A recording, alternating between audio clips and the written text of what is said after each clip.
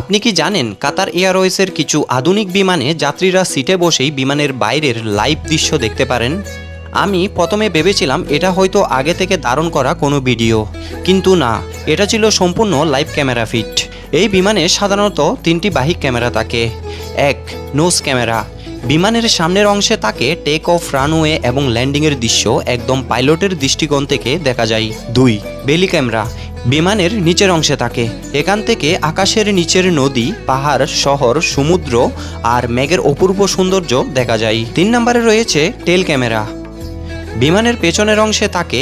এখান থেকে পুরো বিমান, ডানা, ইঞ্জিন এবং আকাশের অসাধারণ দৃশ্য দেখা যায়। বিশেষ করে টেক অফ এবং ল্যান্ডিংয়ের সময় এই ভিউটি দারুণ লাগে।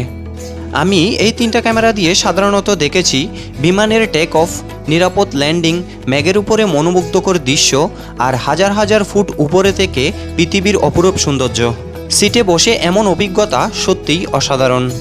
অনেকে হয়তো জানে না, কাতার এয়ারওয়েজের কিছু নির্দিষ্ট বিমানে যাত্রীরা ইনফ্লাইট এন্টারটেনমেন্ট স্ক্রিনে এই লাইভ ক্যামেরা ভিউ উপভোগ করতে পারেন। আপনার কি কখনো এমন অভিজ্ঞতা হয়েছে?